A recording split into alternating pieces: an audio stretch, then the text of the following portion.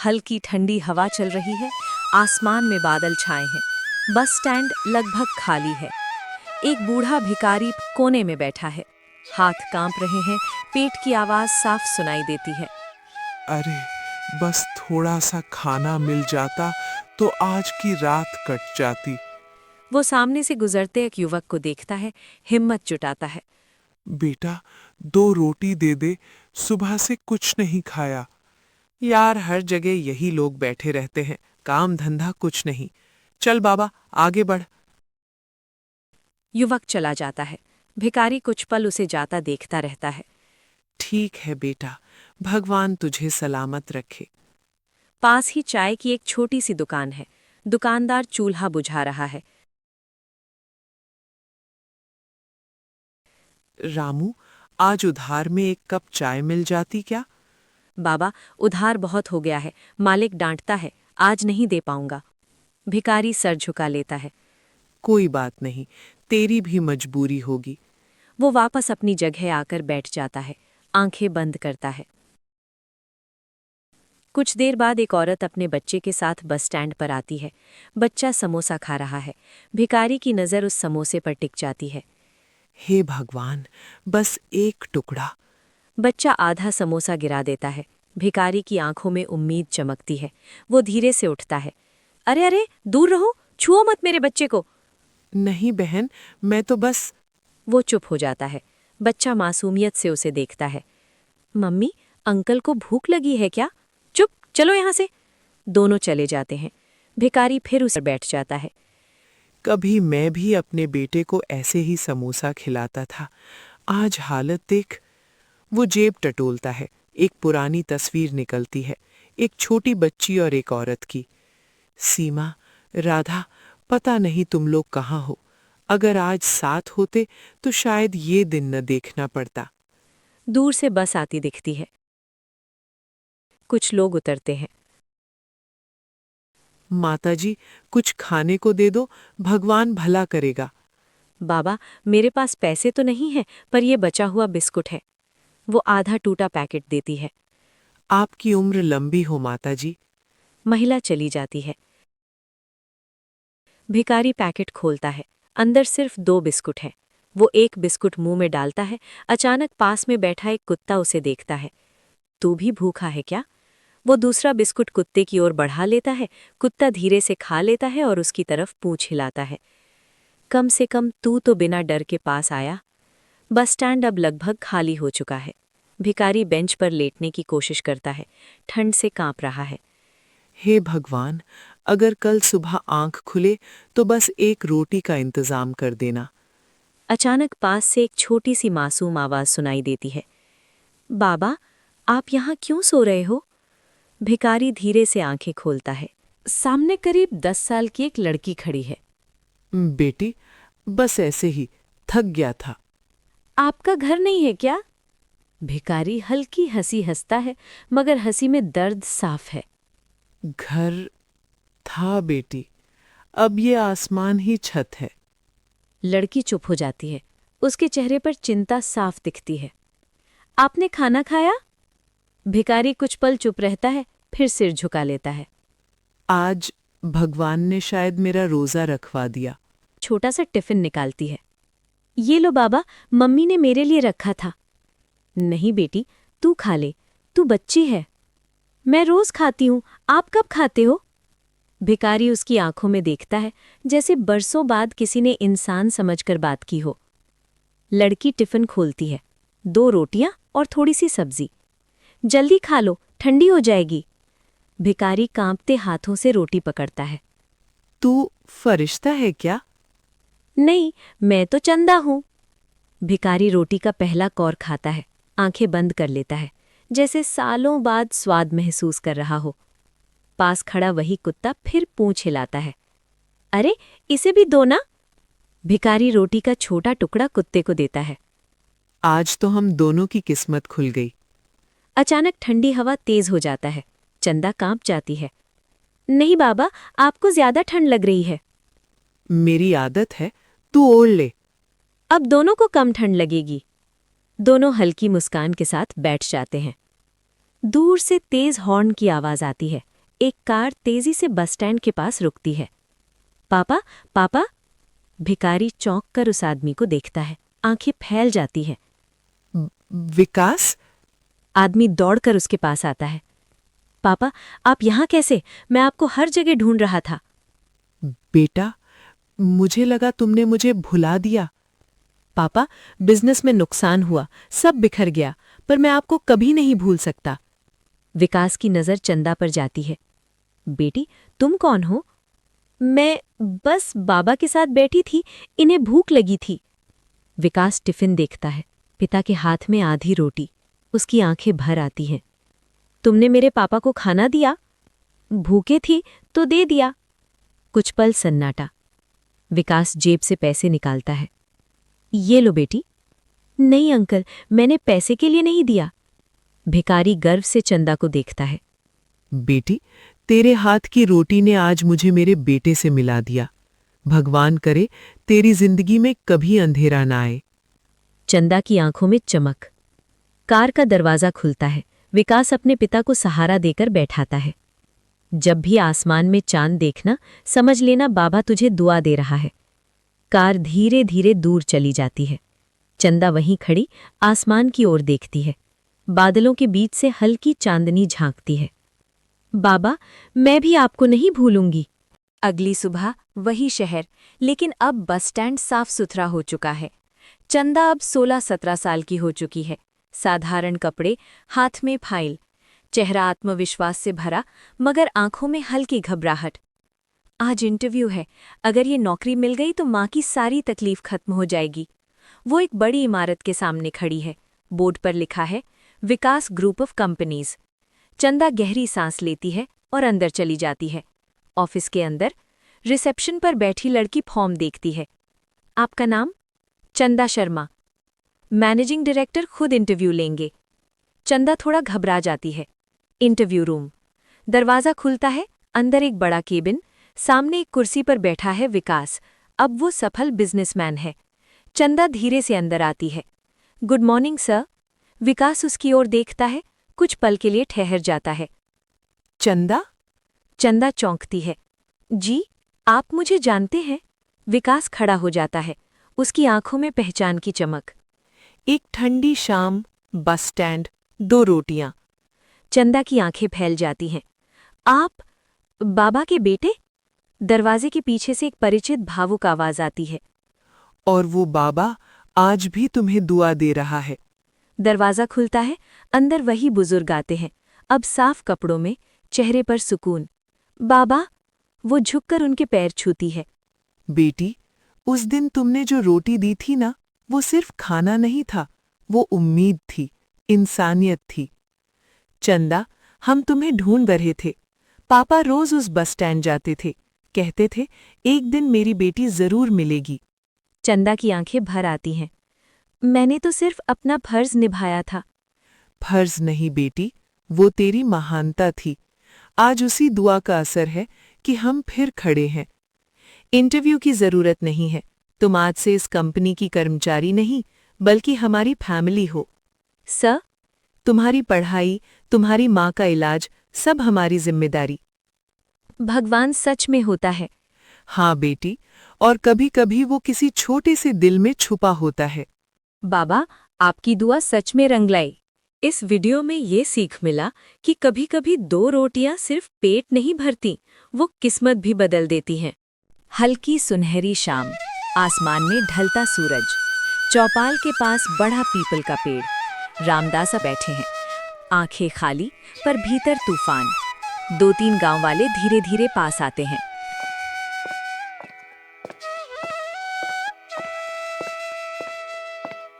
रामदास काका, सोच लिया क्या? सोचने के लिए जिंदगी कम पड़ी बेटा। फैसला तो बहुत पहले कर चुका हूं। फैसला? अकेले आदमी का फैसला कौन मानता है? जमीन बेच दो, उम्र भी हो गई है।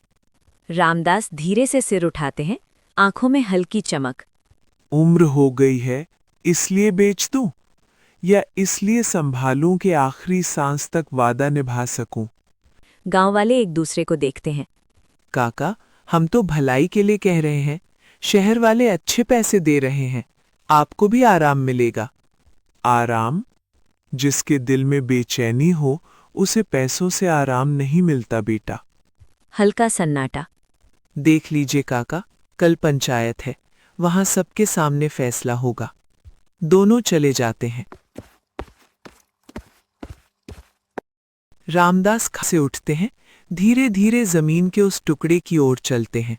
मिट्टी उठाकर हथेली में भर लेते हैं। रामदास फुसफुसाते हुए, तू ही तो बची है अब, तेरे बिना मैं क्या हूं। पीछे से छोटी गुड़िया दौड़ती हुई आती है, हाथ में लोटा। दादाजी, पानी रख दूं? हाँ बिटिया, रख दे। गुड़िया ध्यान से उनके चेहरे को देखती है। सब लोग आपको परेशान क्यों करते हैं? रामदास कुछ पल चुप। कभी कभी लोग जो चमकता है वही देखते हैं, जो चमकता नहीं उसकी कीमत नहीं समझते। ये जमीन चमकती नहीं है क्या? रामदास हल्का हंसते हैं। नहीं बेटिया, ये तो रोती है। जमीन भी रोती है? हाँ, जब उस पर खेलने वाला बेटा चला जाए ना, तो मिट्टी भी सूनी हो जाती है। गुड़िया चुप, उसके चेहरे पर मासूम समझ। आपके बेटे की याद है इसमें? याद नहीं, सांस है इसमें उसकी। यहीं दौड़ता था, यहीं गिरता था और यहीं खड़े होकर कहता था, बाबा ये जमीन कभी मत बेचना। तो मत बेचिए ना। रामदास उसकी तरफ देखते हैं, आंखों में प्यार। सब कहते हैं मैं अकेला हूं, पर जब तक तू साथ है मैं अकेला कैसे? गुड़िया मुस्कुराती है। दूर से कुछ और गांव वाले खड़े होकर फुसफुसाते हैं। देखो, अभी भी अड़ा हुआ है, कल पंचायत में झुका देंगे। रामदास उनकी आवाज सुन लेते हैं पर अनसुना कर देते हैं। जेब से एक पुराना मुड़ा हुआ कागज निकालते हैं, उसे देखते हैं, फिर मोड़कर वापस रख लेते हैं। खेल तो अभी शुरू हुआ है, तुम सब सोचते हो मैं हार रहा हूं। दादाजी, अगर वो लोग जमीन ले गए तो? किस्मत का खेल है बिटिया, कभी कभी हार दिखती है पर चाल जीत की होती है। आप डरते नहीं? डर तो तब लगा था जब बेटे की चिता जली थी, अब क्या खोना बाकी है। गुड़िया की आंखें भर आती हैं। मैं आपको छोड़कर नहीं जाऊंगी। मैं भी नहीं जाऊंगा जब तक सही समय ना आ जाए।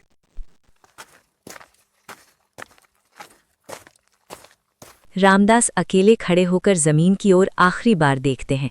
उनकी आंखों में अब डर नहीं, एक अजीब सा आत्मविश्वास है। कल सबको लगेगा मैं हार गया, पर असली चाल तो मैंने चल दी है। सुबह का समय, गांव की चौपाल लोगों से भरी हुई है। सरपंच, कुछ बुजुर्ग और गांव वाले बैठे हैं। माहौल भारी है। रामदास धीरे धीरे आते हैं। भीड़ में फुसफुसाहट शुरू। लो, आ गए जिद्दी काका, आज तो फैसला होकर रहेगा। रामदास बिना किसी की तरफ देखे एक कोने में खड़े हो जाते हैं, चेहरा शांत, आंखें गहरी। रामदास, तुम्हें मालूम है क्यों बुलाया गया है? हाँ सरपंच जी, आज मेरी जमीन का नहीं, मेरे इरादे का फैसला होना है।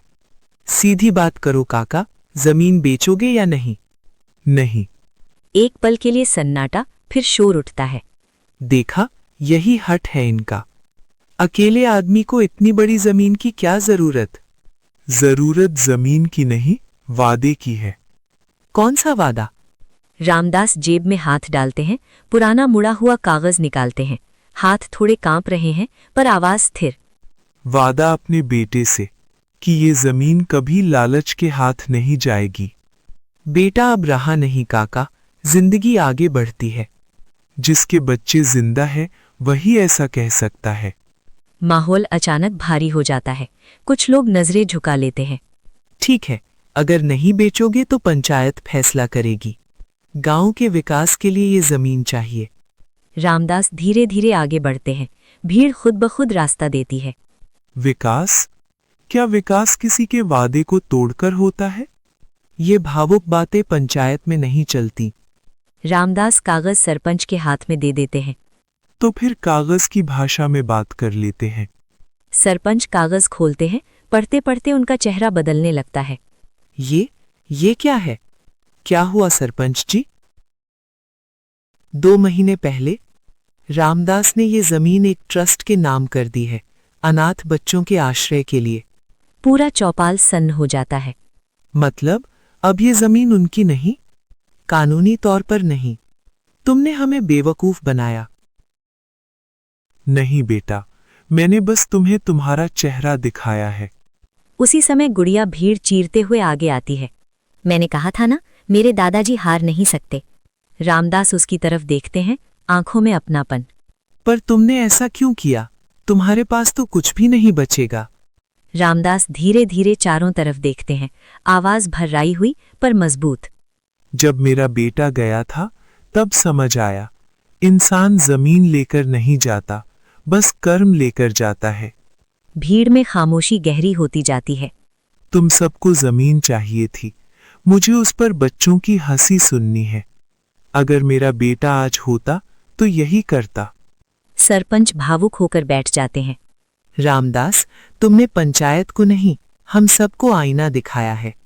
गांव वाले सिर झुका लेता है। काका, हमें माफ कर दो। रामदास हल्की मुस्कान के साथ सिर हिलाते हैं। माफी मुझे नहीं, अपने लालच को मांगो। रामदास आसमान की तरफ देखते हैं। देख लिया ना, तेरी जमीन अब सच में सुरक्षित है। अब आप खुश हो?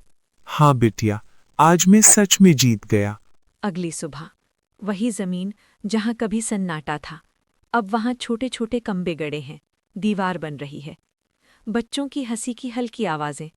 रामदास लाठी टेकते हुए खड़े हैं, आंखों में चमक। बाबा, ये कमरा बच्चों के सोने के लिए बनेगा। खिड़की बड़ी रखना, बच्चों को आसमान दिखना चाहिए। पास में गुड़िया खड़ी है। दादाजी, अब यहाँ बहुत सारे बच्चे आएंगे। हाँ बिटिया, जिनका कोई नहीं उनका घर बनेगा ये। गांव वाले दूर खड़े देख रहे हैं और चेहरे पर पछतावा। हमने कितना गलत सोचा था। काका ने सच में बड़ा दिल दिखाया। धीरे धीरे गांव के लोग भी मदद करने लगते हैं। एक दिन ट्रस्ट की गाड़ी आती है, उसमें छोटे बच्चे हैं, डरे हुए, सहमे हुए। रामदास आगे बढ़ते हैं। एक छोटा लड़का, करीब 6 साल, उनकी तरफ देखता है। ये हमारा घर है? रामदास बैठ जाते हैं। हाँ बेटा, अब ये तुम्हारा घर है। लड़का धीरे से उनका हाथ पकड़ लेता है। आप कौन हो? रामदास की आंखें भर जाती हैं। मैं तुम्हारा दादा हूँ। बच्चा उनसे लिपट जाता है। पीछे खड़ी गुड़िया मुस्कुराती है। रात, आंगन में बच्चे खेल रहे हैं, कोई हंस रहा है, कोई भाग रहा है। रामदास खाट पर बैठे सब देख रहे हैं। वही गांव वाला धीरे धीरे पास आता है। काका, मैं भी मदद करना चाहता हूँ। क्यों? क्योंकि मुझे भी अपने पाप हल्के करने हैं। रामदास हल्की मुस्कान देते हैं। जब इंसान बदल जाए तो वही सबसे बड़ी जीत है। गांव वाला बच्चों के साथ बैठ जाता है। एक शाम रामदास जमीन के उसी कोने में खड़े हैं जहां उनका बेटा खेलता था। गुड़िया पीछे से आती है। दादाजी, आप फिर वहीं खड़े हो? आज उसे बता रहा हूँ, उसकी जमीन अब सच में जिंदा है। अचानक उन्हें हल्की चक्कर आती है। रामदास गिर जाती है। दादाजी! रामदास जमीन पर बैठ जाते हैं, सांस भारी। डर मत बिटिया, आज मैं बहुत खुश हूँ। आप हमें छोड़कर नहीं जाओगे ना? रामदास बच्चों की तरफ देखते हैं। अब मैं कहाँ जाऊँगा, मैं तो यहीं रहूँगा, हर हंसी में। धीरे धीरे उनकी आंखें बंद हो जाती हैं, चेहरा शांत, सन्नाटा। रामदास मर जाता है। वही जगह, अब बड़ा सा बोर्ड लगा है, रामदास बाल आश्रय। बच्चे भाग रहे हैं। दीवार पर रामदास की तस्वीर। गांव वाला अब ट्रस्ट के सदस्य हैं। एक छोटा बच्चा तस्वीर की ओर देखता है। ये कौन है? ये वो हैं जिन्होंने किस्मत का खेल जीत लिया।